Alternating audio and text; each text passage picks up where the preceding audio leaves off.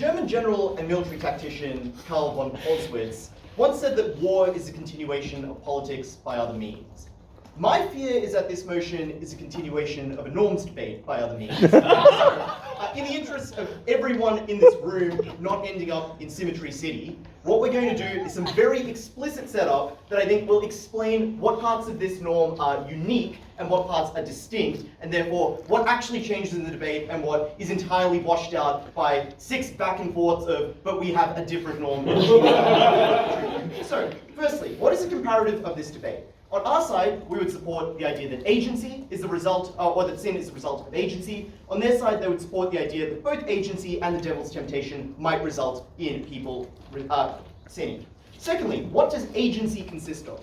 Obviously, your choices, but we'd note that people are aware of the fact that their choices are constrained. The fact that you have limited information might affect your choices. The options that you have available to you might affect the choices that you can make. The environment you grow up in, the social conditions, the political structures you exist around will all shape your environment. And obviously, it's not the case that just because something is a result of your choices means that there weren't other factors that might constrain or shape the way in which that choice is made.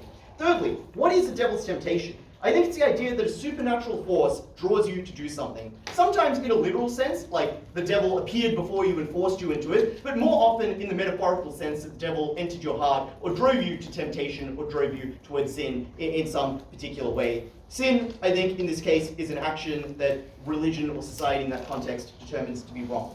Finally, I note on the issue of symmetry that you should probably just think about, like, are these norms actually unique to this debate, or are they just things that are very likely to exist in a society otherwise? That being said, 3 arguments. Firstly, on why this is useful to exculpate blame. Secondly, on why this would result in more knowledge of the human condition. And finally, on exorcisms. So, let's start with the idea of exculpating blame. I would note that this is a norm that can be used by people, and particularly powerful people, to avoid blame for when they commit immoral actions. And here are 4 reasons why this norm could not be, or the effects of this norm could not be achieved by any other norm that might be used by a powerful person to explain why they should not be held accountable.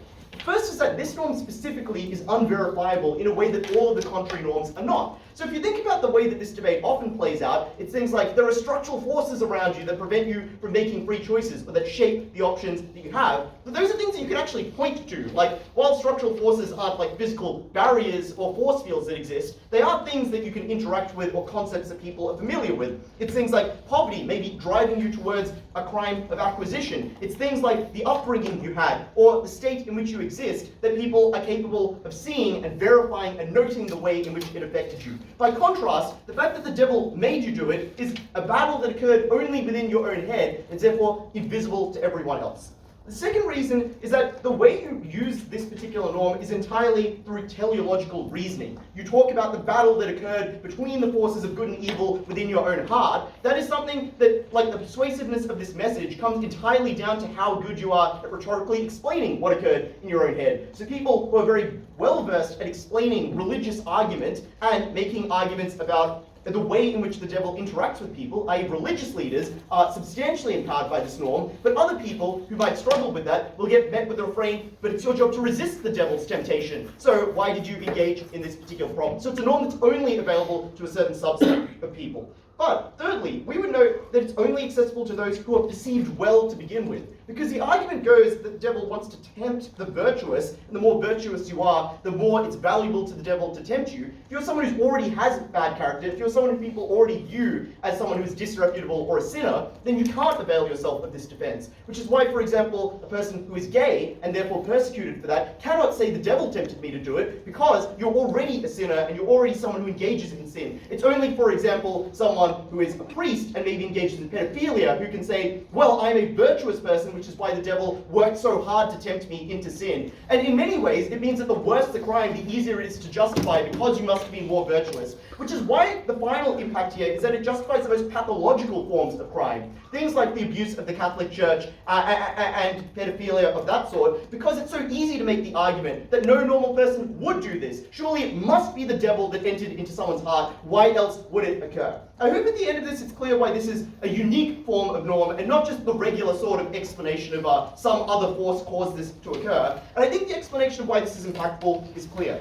Firstly, it is a unique mechanism through which powerful people, and particularly powerful religious people, are able to excuse themselves of blame, but are able to blame other people when the exact same scenarios replicate. We think that is morally unjust, but also that it replicates the exact forms of harmful hierarchy that oppress people and prevent them from expressing their own will. Second argument then is on the human condition. And the argument we make here is that this norm is bad for people understanding the way that humans actually work, for understanding the human brain, therefore having a better understanding of how our societies ought to be constructed. That is to say that people are very often tempted to do bad things, to cheat on a partner, to steal, to lie. These are things that every human can relate to. They are human fallibilities, but the idea that the devil tempted you is a convenient and thought-terminating answer to the question of why do people do it. It's so easy to say the reason people did something bad is because the devil made them, the devil tempted them, the devil is always out to get people to sin. There is no need for further investigation.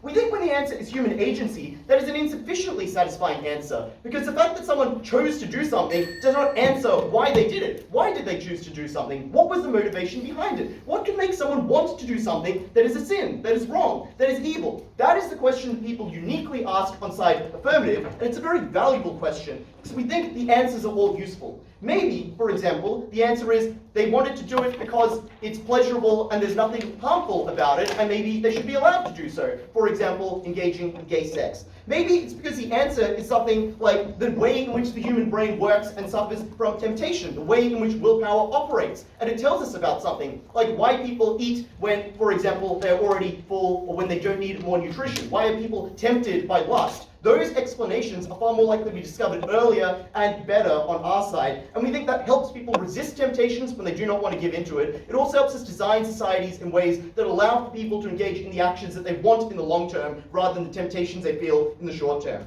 Thirdly, we think it means that we're more likely to stumble upon things like neurodivergence and the way in which different people's brains respond differently to stimuli, the way some people find it much easier or much harder to resist particular temptations, or the way in which people function in different ways. Finally, we just think it's valuable that people don't live in constant fear that the devil might make them do something they couldn't conceive of doing and that seems immoral, that they constantly feel the need to guard themselves against the risk that the devil will enter their heart and they'll end up murdering someone. Because that is not, in fact, a risk that most people need to worry about. It's better that people know that there are a set of real causes, whether they are within their brain, whether they're structural, whether they're societal, that actually cause these kinds of harms to people. We think this launches scientific progress forward by decades in the world that we prefer over that of side negative. We think this is a world in which people have better medicine, better science, and a better society. Finally, on the issue of exorcisms, we would note that in many instances, people historically have taken the idea of the devil tempting you or entering your heart a bit too literally. The consequence for that has been real and has been devastating.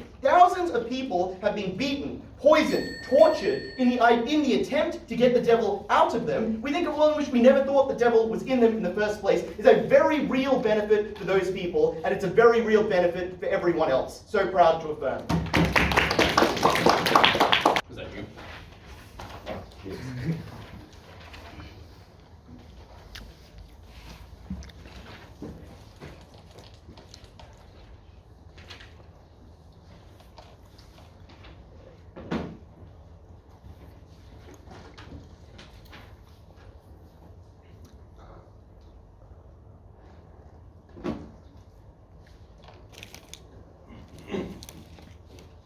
4 pieces of rebuttal and then 3 arguments. Claim 1, you can't avail yourself of this defense if you're disprivileged because the logic is the devil only tempts the virtuous. 1, this is caused by a different norm. 2, yes, he wants to tempt the virtuous. Yes, he wants to tempt the virtuous, but the goal is to tempt the virtuous to make them unvirtuous. He doesn't stop once he's made you unvirtuous. 3rd, tempting the virtuous isn't his only goal. He also wants to use the unvirtuous to continue his other evil goals on earth. Satan has, for instance, many minions who are unvirtuous. And 4thly, the devil doesn't have a limited amount of tempting that he can do. The devil is often a twin of God and is similarly omniscient. So there isn't this trade-off of we only do the virtuous because we don't care about the unvirtuous. Because you can do the virtuous and the unvirtuous all at the same time. There isn't that trade-off. Their second argument is this is thought-terminating, so it's bad for people's connection to God. First of all, this is caused by a different norm. Secondly, there's lots of follow-up questions that you can ask. It's not thought-terminating. Yes, you were tempted by the devil. Why did the devil choose to tempt me? Why did he choose to tempt me in this way? Why was I susceptible to it? What does this mean about my future? It's not thought-terminating.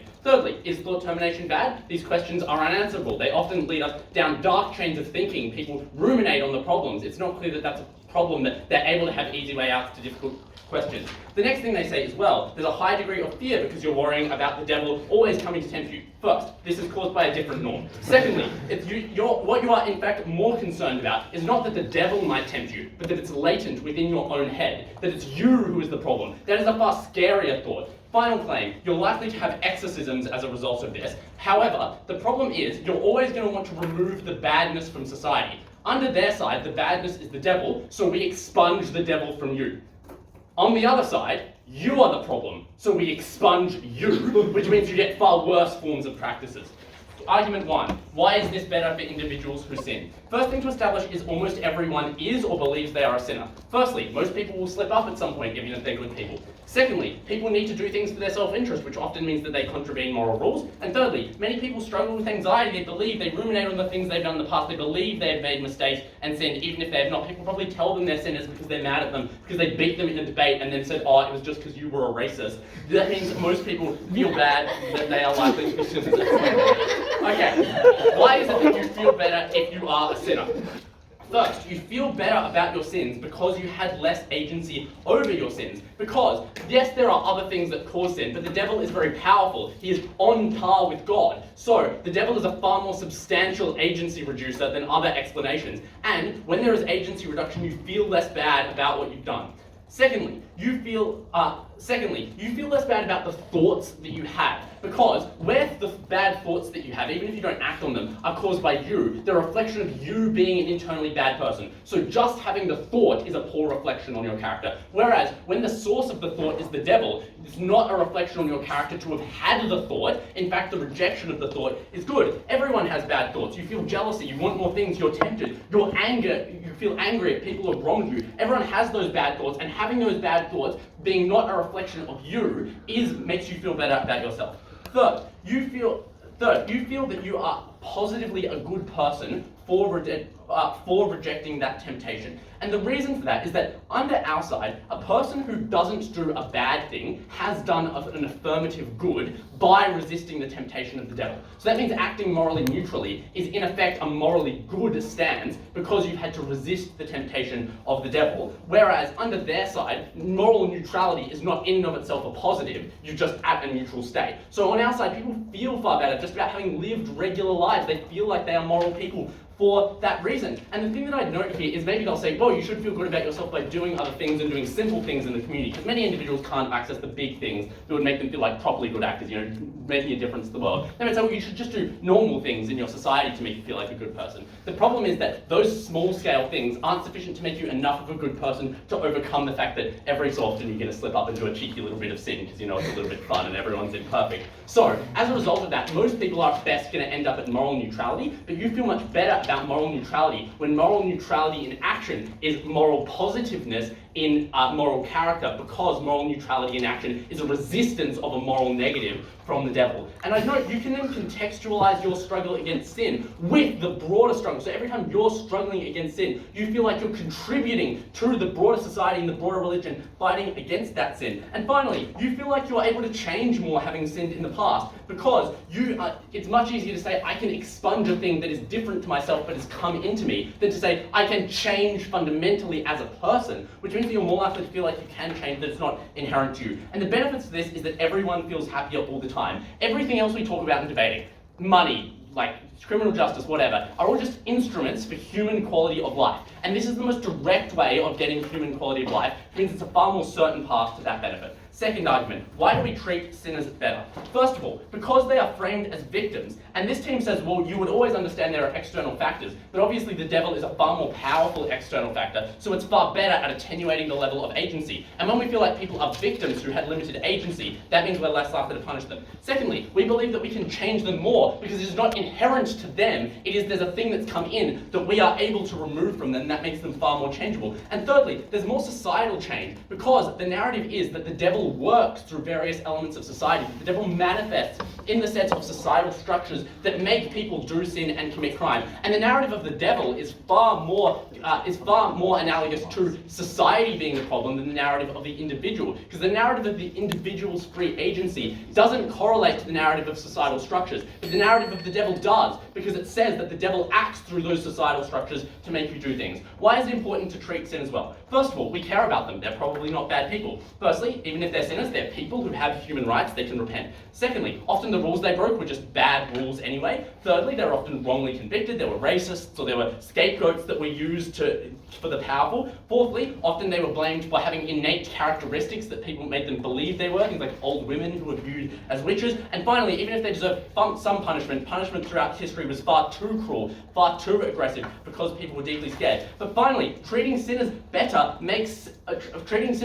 makes sin worse, because when you punish people, you make them outcasts, you make them desperate. In the modern day, this looks like sending them to criminogenic prisons. Back in the day, it looked like them casting them out of your village, not giving them food. And when people are hungry and desperate and outcast, that is when they are likely to commit more crime and do more sins. So that's why it's important not only for them, but for society to be nice to sinners. Finally, this narrative is necessary to explain why evil exists in the world. Because if you believe God is real, things ought to be perfect, right? But the explanation is the devil is the one who's making it bad. Their narrative does not provide that explanation. Why is the devil tempting people necessary for the devil to make the world bad? And it's because most of the bad in the world is not exogenously caused, it's caused by people taking actions. So the devil needs a mechanism through which the devil can influence the actions of people. Why is free will an insufficient narrative to explain why this has occurred? First, because you'd prefer to believe that it is the devil rather than free will. You prefer to believe that it's an evil actor rather than your fellow man forsaking you. Secondly, the scale of suffering that most people experience is insufficient to be explained simply by, oh, there were some choices. It is an immense scale of suffering. People die, people see awful things happen. That scale of suffering necessitates an outside evil force. But finally, free will also necessitates that to some degree you have been forsaken by God, because God has chosen to step back and respect this piece of free will, which means that they've said that this expression of free will is one which they is unwilling to step in for. So this is necessary to explain the suffering in the world. And having a mechanism to explain the suffering is deeply important, because it makes you feel, one, like things might get better, and secondly, it makes you believe that God exists. It makes you believe you're going to heaven. It provides the solace of religion. If you don't have the devil, it's unclear how you reconcile that question or get connection to your religion.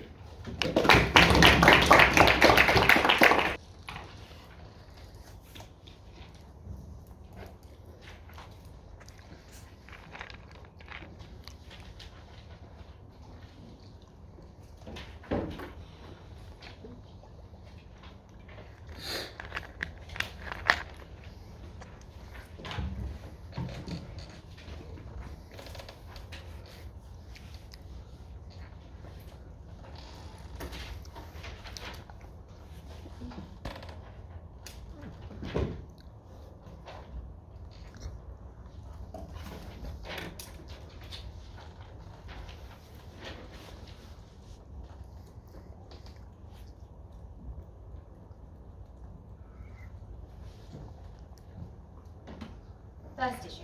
It's very bad for religious people to see devil in the world and the devil in one another, in a way that flips this team's claim about punitive responses to crimes. We say that this has led to an extraordinary degree of suffering throughout history. It's encouraged things like exorcisms, which are traumatic and invasive, particularly through time, where people have been beaten or poisoned in an attempt to exorcise the devil from them. This is hugely traumatic, to feel yourself to not be your own, to have the hands of your leaders upon your chest, believing that you are controlled by another being. This is bad in all cases, but exorcisms have traditionally targeted people who are mentally ill. It's targeted women who are thought to have engaged with the devil through witchcraft. They say that the alternative is expunging people, but not expunging the devil. But it's unclear how you do that. It takes a far greater degree of cruelty, which most people don't have in their hearts, to, for instance, attempt to murder someone because they are a sinner, as opposed to exorcise the devil from them.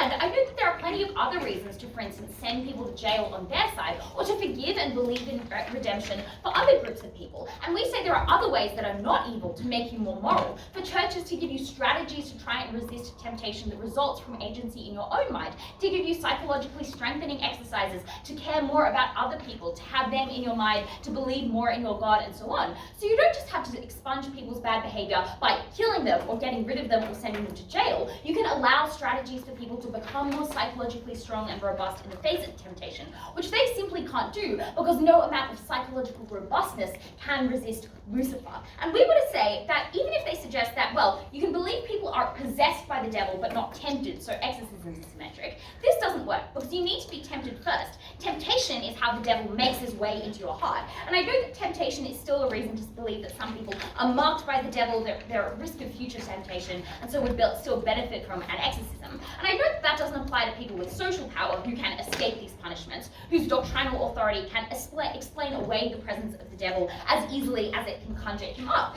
And that means we explain that just the average person's quality of life throughout history is vastly, vastly worse. Or maybe not the average person receives an exorcism, but the minority of people who receive exorcisms often have substantial PTSD from it, often are killed in the process of that exorcism if you look through history. But this also just makes the average person's life worth it in other ways. In general, people feel less in control of their lives, they fear temptation. And I want to know just how alien this team's perception of what makes someone unhappy is. They say the bad thing is when you feel like there are problems in you, and that is psychologically devastating. It's good if the problems came about through some other being. That is not how I think. That's not how most people think. Of course people understand that there are flaws in your character, that there are things that make you act poorly, that you often have psychological weaknesses, that you could get better. The thing that is truly unbelievably frightening is to believe that you lack control over what you do with that character, that you lack control over how to change the way that you move through the world, which is exactly the peril that they put people in. And I know that the harm of feeling like you are losing control of your life, or indeed fearing temptation by the devil in the future, applies to the most moral people who care the most about doing evil. And you also feel that other people will turn against you in a way that's totally inexplicable. Your partner, your mother, your friend, who you believe is a very good person, might be tempted and fall vulnerable to the devil, whereas on our side you can have some faith that those people will be good, even if to some extent they could fall because of human agency. People have better relationships, they trust one another. The average person's experience of the world is far better. They give a few reasons why you might be in distress. The first thing they say is, well, this is necessary to explain suffering, but it's not. The devil existed and his presence causes suffering in the world, or might have caused the fall originally. He's just not tempting people on a daily basis. Human agency can be the product of suffering. See the cause of war and nuclear bombs. And I know that the devil can't improve human agency and the way that humans make decisions. Institutions like war or government are likely to get better through history, through globalization and progressivism and whatever. But the devil is intrinsically bad. He's never going to get better, which is why the problem of suffering is a vast stereo one on theirs. The final thing they say on this issue of the average person's engagement with the world is you now feel good because you're resisting the devil. But I don't think you can feel good symmetrically when you are growing yourself, when you are becoming a stronger person, and resisting the devil in one instance doesn't really give you faith that you'll be able to do it in next, because the devil is very powerful, he can change forms, he can tempt you more strongly later on. And there are all these examples of good, virtuous, powerful people who have fallen vulnerable to the devil. But when on our side, the question is something much more knowable about human agency and human failings. It's much easier and more verifiable to see I became a better person and I can rely on that into the future, which is why their side is one of just enormous alienation and distress for the average person now and through history.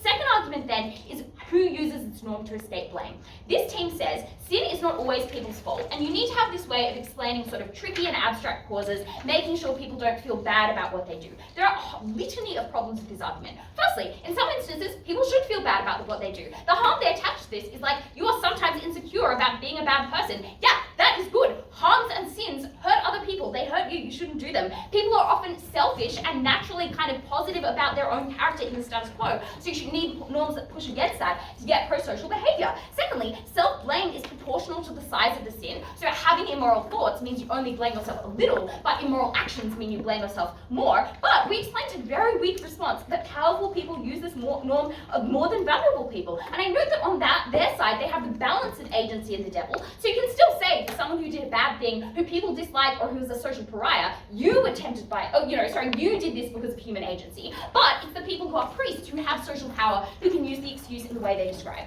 Secondly, then is sin people's fault? The first thing I want to note is that causes of bad behavior might sometimes won't be sympathetic or non-obvious, but they are, with effort, explicable and improvable. For instance, you can just self-reflect on what the cause of your cruelty is, whether that is sublimated anger or jealousy or pain, and that is both possible and likely on the affirmative, because people and their friends and families want to be functional, and because we have resources like therapy or conversation that are likely to exist to a greater extent on our side when people ask those difficult questions. We give you formal ways to resist temptation, whereas they just say, oh, you should pray. We say you should do therapy, you should think about making yourself a better person, you should care more about others. But secondly, human agency can be understood with nuance. It can be constrained by circumstance, it can be harder or easier for different people to do good. Those things are accounted for in the status quo. But it is just true that choices do matter. Many people with the same educational background or financial disadvantage have different life outcomes, are differently good people because they make different choices. Some people with abusive parents abuse their own kids. Some people with abusive parents are excellent parents because people's own choices can break the structural factors that can train them. You can also be more or less sinful than another person, even if your circumstances put you in the more sinful than the average person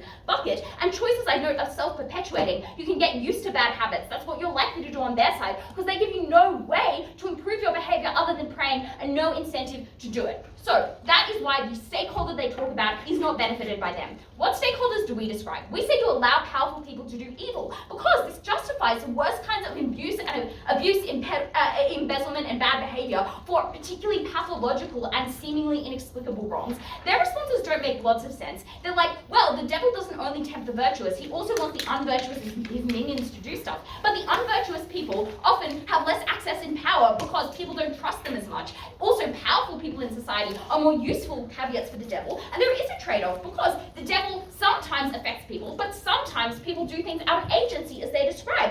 And in terms of like Occam's razor, if someone you already think is a bad person does something bad, someone you already despise because they're gay does something bad, you're like, the most normal or simple explanation is they did that because of agency. But the explanation that fits for a priest abusing a child is that it was the devil tempting them. On knowledge, they're like, well, you could ask other questions like, why did the devil tempt me? That's not a good question. Maybe it just leads to self-blame. The subject of the question should be, why do I want to do this? That is how people understand that gay sex has no rational basis for being a sin. That is how people understand what their life is about and who they are. They alienate people and we improve them.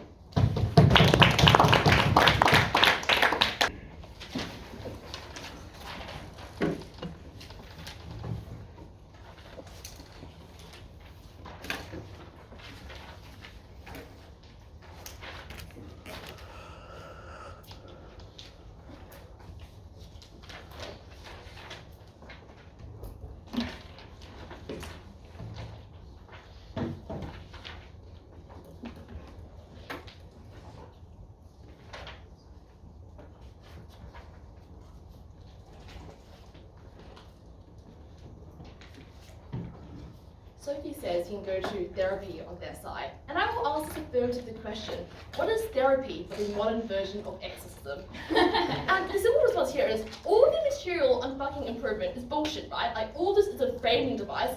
Clearly, in both sides of the world, people want people to get better, to improve, to not sin anymore, which therefore means, yes, on your side, you go, you're a person, you can change yourself. And on the outside, we go, well, there are these tools you can use, like therapy, to get rid of the devil and expunge him as well. Like, it's just a framing device. I do not think it's a remotely important issue at this rate.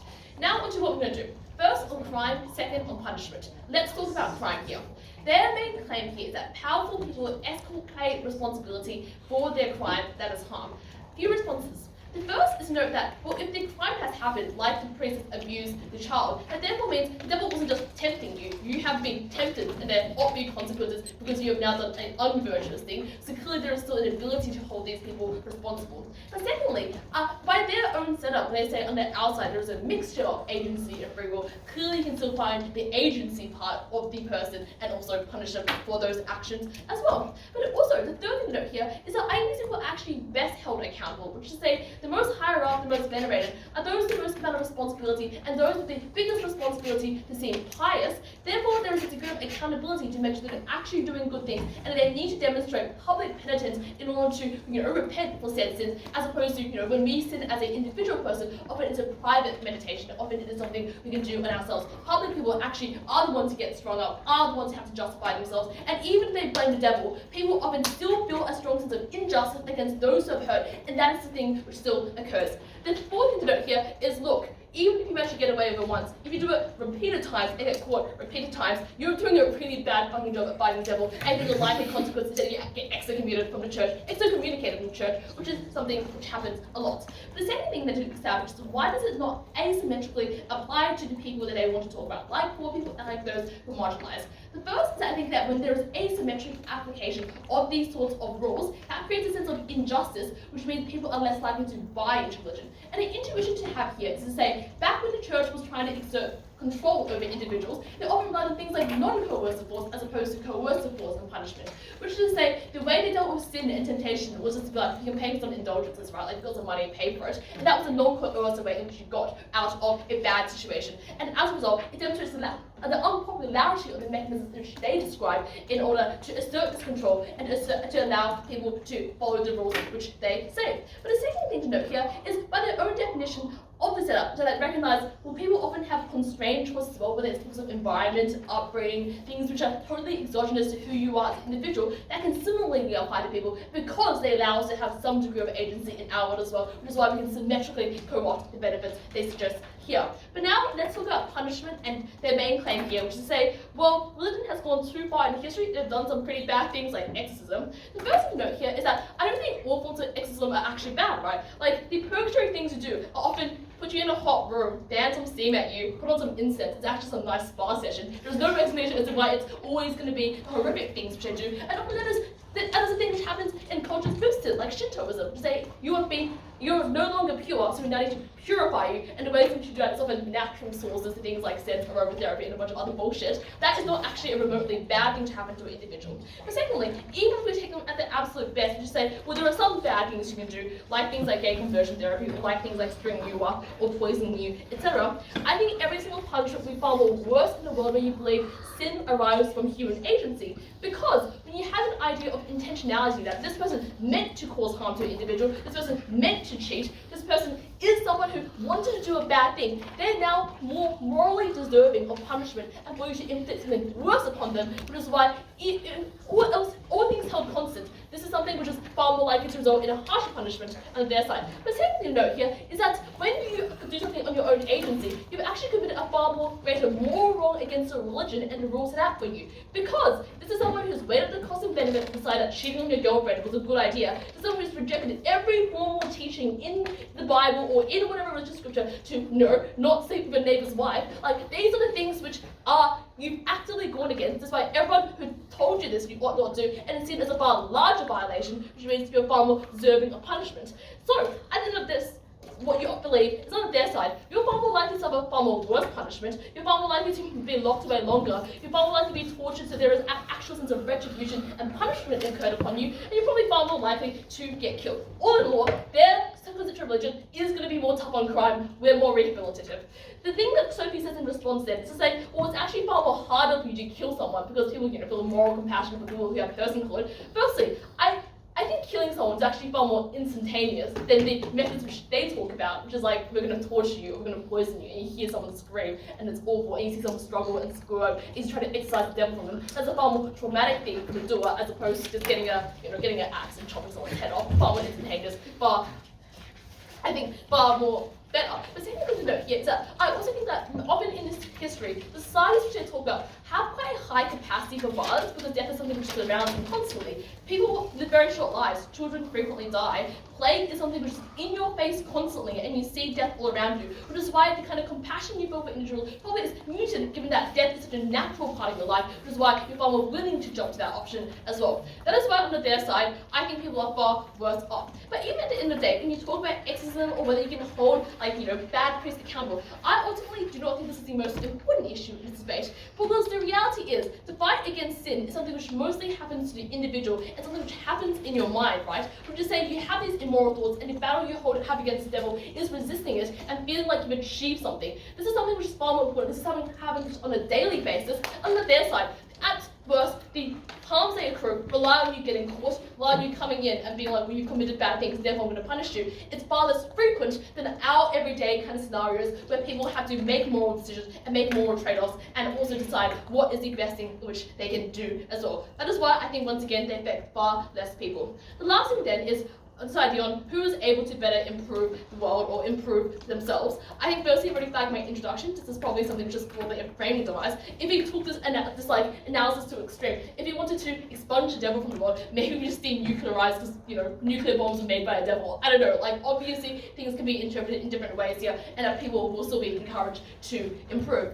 Let's just do one side point about this idea of knowledge which Udai runs, and I don't actually quite understand because he claims this is a narrative which allows you to learn more about the world, have more neurodivergence. I don't actually understand the mechanism. The simple intuition push I'll have here is that the status quo is an interpretation for the vast majority of history that sin was something caused by the devil. Yet, in the status quo, the church is the institution, set up universities, set up centers of thinking for philosophers to gather and to interact and talk each other, funded scientists to learn more about the world, invented things like scientific methodologies of having to experience something as opposed to merely abstracting it over in the books. The vast majority of scientific progress which occurred in Western Europe in the Middle Ages was something supported by a church under this norm. So at the end of this, either you operate, we probably get the same progress as they do, or we probably get more progress than they do. This is something which is not going to win this debate and something which is unimportant. The thing you take away at the end of the speech is we live in a world which is harsh. People often do not have the most control over decisions. People often feel particularly bad, especially when they feel like they broke religious law. You put people in a difficult position and you make them feel like shit about it. On the outside, we're the ones who actually gives them some hope, tells them that it's not their fault, and we also encourage people to be more compassionate to each other. Woo.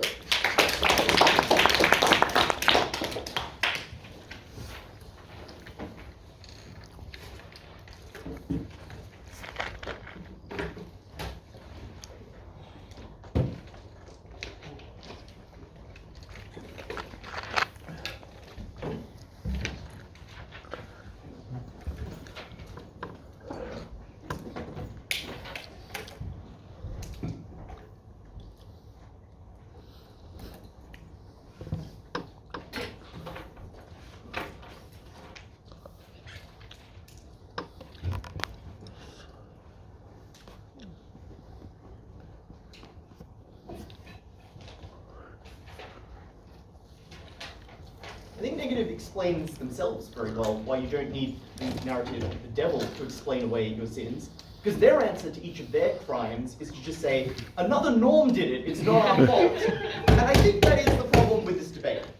At the end of it, they're failing to engage with any of the unique features of the norm and to instead just throw symmetry back and forth and point out that there are many ways to achieve every benefit in the debate. It means that there's not much they can point to at the end of the debate that could not be achieved by a myriad of norms in either direction. I think we point to features that are salient, that are unique, and that are distinct, and that is what will win side affirmative the debate. Let's start with the issue of the human condition, because it receives by far the least response, but I think is very impactful in the debate. Our explanation is that the norm of agency is one that is far more likely to lead people to science, to investigations, and to an understanding of the real world, which has benefits not just in terms of preventing people from sinning, but writ large for society. We get two responses broadly to this claim, or three. The first one is to say that, well, in the status quo, the church funded things like science, therefore we can claim all of these benefits. The first thing I would note is that this argument is very uncomparative. There's no reason to believe that we couldn't have more of those things in a world without this particular norm. It makes sense that the church was the one to fund it and not other institutions because it was the richest, most powerful institution, so it's unclear who could have in their world, but perhaps in our world someone else would have. Secondly, there are many known instances of where the church held back the progress of science. Think about, for example, Galileo being persecuted by the Pope. Think about, for example, Newton spending the back half of his life trying to discover a philosopher's stone rather than continuing his work on calculus, for example. Secondly, they say, well, why even ask these questions? They're inherently unanswerable. One, in tension with their previous material. Two, untrue, because we think even if there's no perfect ultimate answer as to why we do things, there are certainly at least useful intermediary answers we could get to. For example, we know that hunger is intermediated by the hormone ghrelin. We know, for example, that violence is often predisposed by things like an increase in adrenaline or testosterone. Those are certainly useful answers that we can use to, in very real terms, prevent things like crime, to prevent things like obesity, and allow people more control over their own actions and lives. And finally, they say we could achieve this benefit anyway, because you'll ask yourself, why is the devil targeting me and not someone else? Like, yes, you might ask questions about why the devil. I think the difference is one line of thought seems to more targeting you is probably some sort of religious or moral answer, whereas the answer to our question is far more likely and obviously to be a productive one because it's inherently asking questions about your own brain rather than asking questions about an unverifiable piece of metaphysics that could not be engaged with. And I think we tie a lot of useful impacts to this.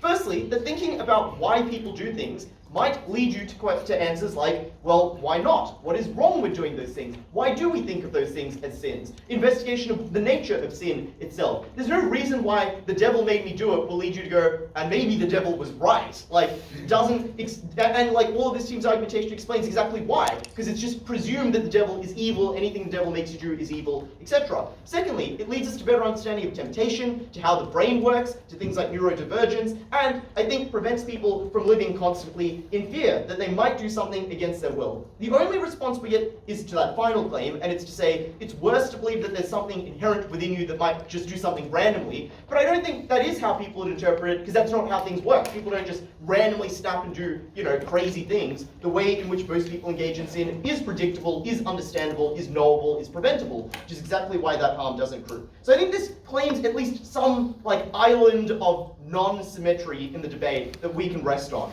Let's then move on to the issue that they want to win on, which is why this is good for sinners. They give us 3 reasons disguised as 8 in Toomey's speech as to why this is the case. The first one is just that it's good for people to be able to reduce the agency that they experience. The first question I'd ask is it good for people to feel less responsible for their sins?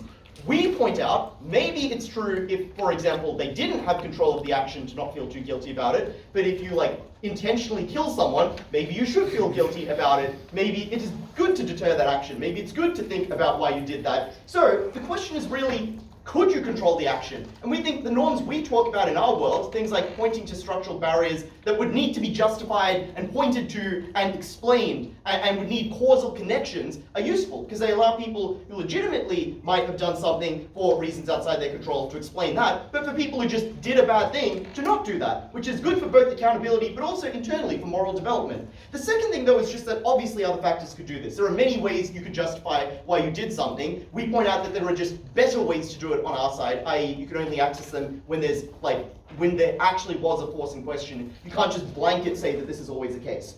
Secondly, they say on their side, people feel good when they do neutral actions because they've resisted the devil in doing so. Well, firstly, that's reliant on the idea that the devil is always tempting everyone, which is unproven. Secondly, we point out that there are secular norms for this as well, like the idea that you're resisting temptation, the idea that not sinning is virtuous, etc. Many people feel good in just not eating something when they were kind of tempted to eat it, or not cheating on their partner when they were tempted to do it. There's no reason as to why the devil is necessary to achieve this benefit. The final claim they give is just people won't give up on you. On our side, you get thrown out of the village. On their side, you get some form of rehabilitation in medieval England.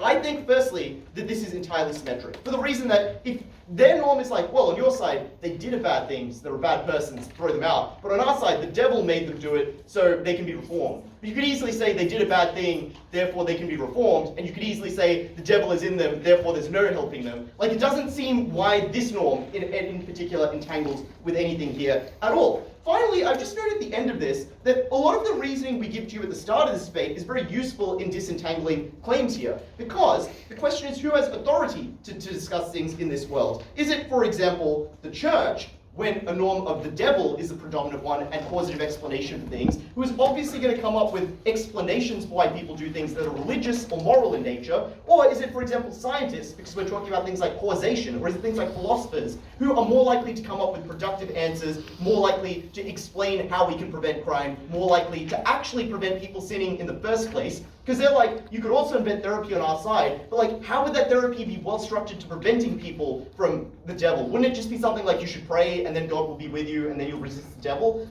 Why would people think that something like meditation would be helpful? Or why would they think that things that actually would be helpful for fighting the devil? That requires investigative work that only occurs on our side.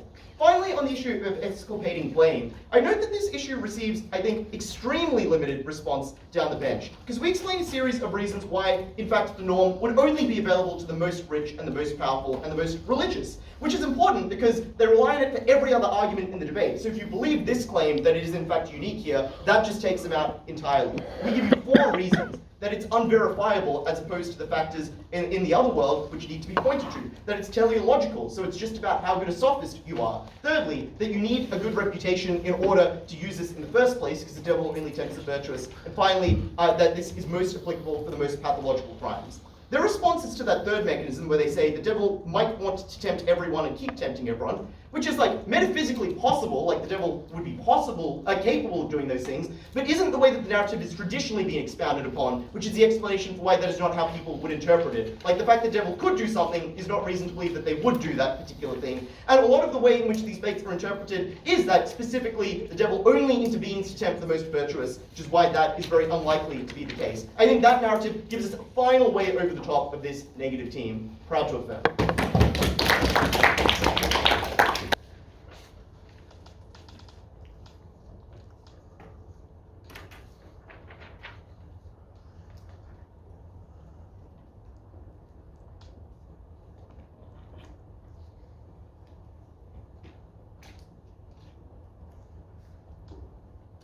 I'm going to start with the issue about individual belief in happiness, because that is by far the most important issue in the debate. It is important, firstly, for the reason Udai identifies at first and third, when he explains that a lot of the things in this debate are influenced by other norms or have symmetries, which means that what society does, like powerful people will be powerful and have authority, like people who want to be cruel to you will be cruel to you, but what you think about yourself is something that is entirely unique and to you. But the second thing to note is that the vast majority of sin that happens in the world is never adjudicated, right? Like, I have not gone to jail, but I've definitely committed like thousands of sins up to now, right? And the only thing that ever keeps me accountable, or the only thing that gives me happiness or sadness about that, is my own mind. And this is the case for the vast majority of people in society who aren't in jail, right? Who haven't actually ever been judged, right? Who haven't actually been witch hunted. And for those people, what we explain is that when you have a better mindset to life, because of the fact that you know that you do not have total agency, but the devil has something called you're far happier. Because firstly, you feel you have far more purpose in life because you're involved in a collective struggle against the devil. Because you have more hope in life. Because under their world, they have no explanation for why suffering happens in the world, but God has given you free will but has abandoned you. While on our side, we explain to people the devil is a powerful being that is also resisting against God, and God is involved in that fight with you, that you will be rewarded for this. The fact that you don't feel terrible about every sinful thought you have, because you know it's not you, it's not necessarily inherent to you, but it's something that you can fight back against. Their only response to this is to say at Sophie that, well, you actually feel anxious because now you have a fear of the devil inside you. The first thing to say is you don't feel alone under our side because of that narrative of collective struggle. But also, at the end of the day, like, people who are bad will still be bad. But under our side, people feel like they're able to get rid of that badness because the devil is something that is temporal, something that slips in and out of you and something you can resist. Versus on their side, when you have agency and when you are bad, that is just something that is part of you. That is something that is inherent to you. And that is something that that is far harder to get rid of. So I think in terms of net happiness and well-being to people around the world, about how they perceive the world, about how they perceive their belief, and their faith in God and their illusionment with society and God, we score a really, really big win here. Now let's move on to the rest of the debate, which is about like all the other like little things about how society operates. Now, the first thing I want to note before I get into this is I just want to kind of observe that their characterizations have drawn a bit of a false comparative, because all of their like mechanization and examples point to us as like we live in some medieval world where like people use violence to beat the devil out of you, and religion is fueled by authoritative pariahs that can literally use the excuse equivalent of like the devil ate my homework and just get away with it with no recourse. While like on their side, society is modern and they conduct enlightened inquiry into human condition, and the government provides free therapy and psychological resilience training to everyone. Like, clearly this is a very, very false comparative, and obviously a lot of the mechanisms they talk about whether people cruel and stuff are symmetric. But how do we get through that? So firstly, let's deal with this in terms of exorcism, right? Exorcism obviously empirically has happened, and arguably the status quo in history was a mixture of both norms, so it's hard to say which one's which. So a lot of the throwing of examples of what was done historically isn't really effective. Now, what is effective is the structural reason that I can give you, which is the idea that like the incentive of why you would necessarily be cruel to someone is based on the consideration you have of the value of others, right? Under our side, people are viewed as inherently good, but tempted and changed by the devil, right? This means that when you seek to punish someone, you still view and see them as inherently good people. And that means your incentive is to be minimally cruel in the way that you punish them, which is why maybe at worst you beat them, but at best you probably do the steam bath that Kat talks about, right? Because you still see them as valuable. However, under their side, when you don't see them as worthy, because these people are inherently evil people because they chose to be evil, and we see this in colonization when, for example, Europeans just massacred droves of natives because they're like, well, they're just pagan, they've turned away from God, so we should punish them by killing all of them. That is when you have no moral caring for them, and you're more likely to expunge them, as Toomey would say. And this is where Sophie's mechanism of saying well, murder is hard falls flat. Because murder being hard doesn't matter if you have no moral caring for this person anymore, right? I would much rather murder an evil Hitler stranger than I would beat my mother for the simple reason I care a lot, I didn't get the analogy right, but you get what I mean. Yeah, so I think that exorcism argument very clearly out of debate. Next thing in terms of the human condition, right? So Udai's agency leads to inquiry, and that leads to investigation to human biology and behavior and stuff and all that kind of stuff. The first thing is they don't sufficiently explain why you need an idea that humans are totally engaged with agency in order to have this inquiry. We'd say if you are 95% engaged with agency but 5% tempted by the devil, people still, for everyday things in society, still want to find out, why you do kind of thing. So that significantly mitigates the point. The second thing to say is I think there's a lot of room for us to manufacture on our side why the conception of the devil also leads us into scientific inquiry. For example, we know that volcanic explosions are bad or a calamity are probably caused by the devil. So we might investigate what the modus operandi of the devil is and how that volcanic explosion tends to happen. They kind of just manufacture a reason why there's inquiry into human condition. We could do that too. The last thing to say, and I really hate to do this, it is a bit dishonorable, but it is just true, which is that the vast majority of scientific inquiry is fueled by other norms, right? People are curious, people want a better society, and we would note that the vast majority of science in human history in the context they talk about wasn't invented in Catholic Dark Ages, right? It was invented in the Middle East and in Asia during that time where people, didn't subscribe to this concept of sin and the devil in this topic. Or it was invented by Romans and the Greeks in a pagan, pre-sin devil kind of conception of the world, right? So the benefit they can claim is so small. It's yeah, maybe there's some discoveries by Thomas Aquinas or something, but it's so small that it is and speculative that it probably does not warrant a big impact in this day. Lastly, in terms of the treatment of sinners, their big lynch is powerful people can avoid blame. Number of responses. Firstly, these people can't totally avoid culpability because, as Udai explains in this setup, the majority of your agency is still yours. The devil is an addition to that, so they'll probably still get some jury punishment. Secondly, I think they just I could totally make up another line being the devil tempts the weak or something. That totally makes sense. I don't know why tempt the virtuous is just something the OIV takes as fact within this debate. I'll also note that the topic doesn't specify this about Christianity. There's lots of religions, for example, Judaism, that also have concepts of you do wrong things and there is an external force tempting you. So I don't think you can just lynch on yourself on the line of you tempt the virtuous. The third thing to say is that people high up in religious hierarchies are venerated for their ability often to resist the devil, which means that they're often good people and wouldn't do these bad things. Which is why when they do bad things, the response of people like the Catholic Church isn't to be oh yeah, we did, do pedophilia, sorry, but the dog ate my homework. What they do is they just cover it up because they don't like the conception that these people are bad people. At the point at which they've actually admitted fault, we'd say that's actually a good thing because at least you can get some degree of recourse. You can do something keep them accountable and make sure in the future those things don't happen again. But lastly, even if every claim they say is true, we would say this is an argument for why people are more critical of power structures and are more likely to keep them accountable because they know they're the most vulnerable to the temptations of the devil. Therefore, we should have systems of accountability because even the people at the top could be tempted by the devil. The last thing they say is, well, people feel, it's good that people feel bad about doing bad things because now you have an incentive to do better. But people already have inherent forms of guilt because killing people feels bad and people often locked by legal punishment as well. The debate is about whether you add an additional spiritual punishment, which we think is cruel, unfair, puts a lot of anxiety and takes away hope and disillusionizes people. Very proud to organize.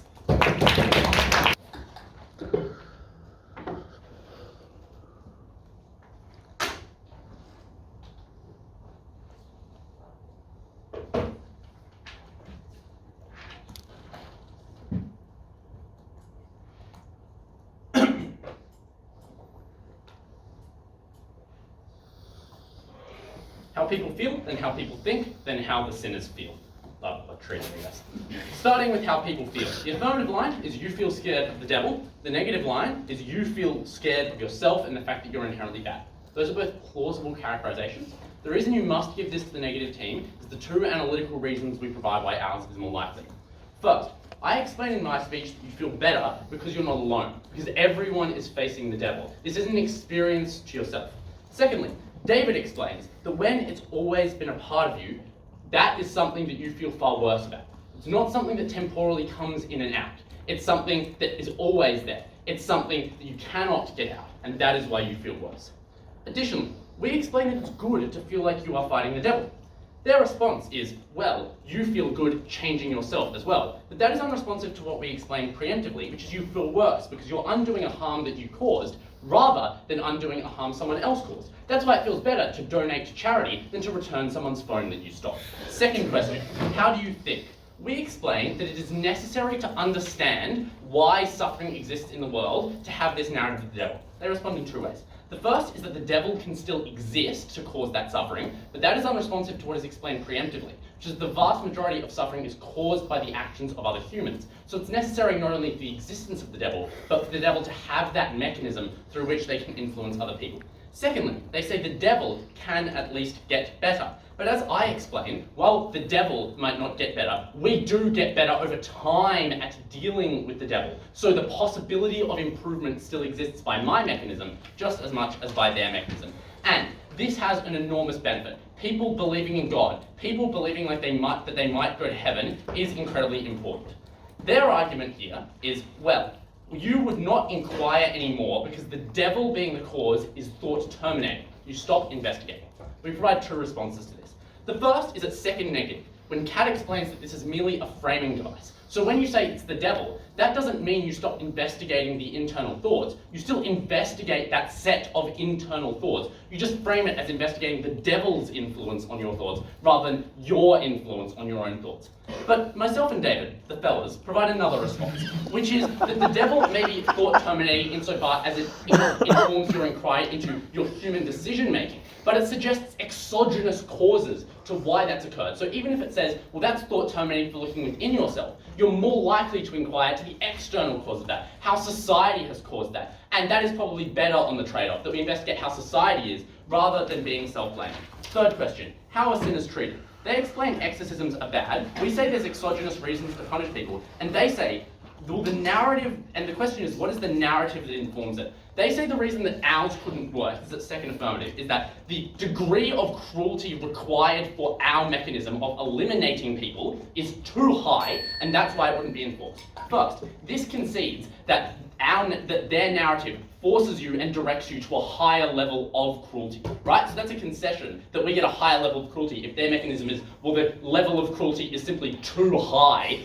for it to ever go through. But secondly, Kat explains at second negative that often these societies are very happy to be cruel to people. And so that means that you actually end up having more cruelty. Additionally, they say, well, other strategies can exist to stop it, that strategies can't exist to stop the devil. But as David explains, yes, you are not the cause of the problem, but they can still give you strategies to stop the devil being able to influence you. We explain that this makes people feel far worse about them. We explain that this means you treat sinners far worse.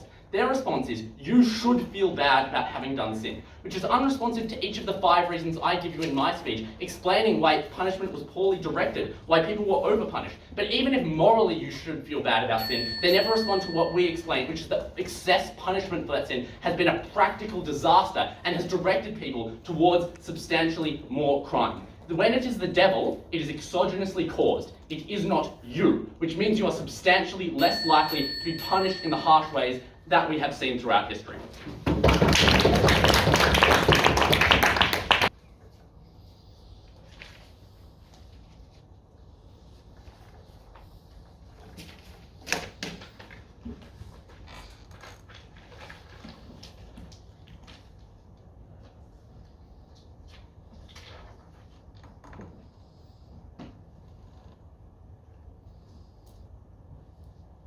The negative to win this debate, you must believe both that it is good for the average person to escape blame for sin, and second, that it is actually the average person who escapes blame for sin. And unfortunately, neither burden is met. First on the self, and second on society. Firstly, on the self. We explained that the average person is selfish, is inclined to think well of themselves, harms themselves and others with their deception, selfishness, and greed. And that means it's fine to feel bad when you do bad things, because you might stop them, you might make reparations, you might try to improve yourself so you don't do them again. And I want to note that this team skips ahead to harms that they really don't bother to prove. They say this will be psychologically deleterious. But it's very unlikely that you're destroyed by self-blame unless you really deserve it, because the amount of blame you feel correlates to the size of the sin. Because secondly, priests and imams on our side develop tools and encouragement to allow people to control their anger and vices. And I know that this is the status quo, with things like sermons and Bible studies and accountability groups in many churches and mosques that, for instance, offer lifelines to men in their congregations to prevent domestic violence, where the negative team would give you nothing but prayer. But also, because we explained that this simply is the status quo. I believe that the location of my failures is within myself, but I understand that I'm not an irredeemably bad person, that I have good traits and value as well. And you should ask yourself as a judge, are you likely to hate yourself when you recognize your own laziness or cruelty, or do you wish to improve upon it? And indeed, the fact that we've moved towards the norm that we support on Affirmative, towards agency and against the power of the devil in the status quo, is a useful note to make for two reasons in your adjudication of this debate. Firstly, it suggests that this was a better norm, which was less opposed to the forces of moderation and progressivism that have improved many religious institutions around the world. And it secondly gives all of you on the panel a kind of empirical evidence with which to assess this debate. Are you debilitated or empowered by the knowledge that you control your life and actions? I suggest it is the latter. The best claim that we hear from this side in explaining why blame is bad is that maybe we hate the sinner. We lock them up, we murder them. This is of course possible, but it's extremely unlikely.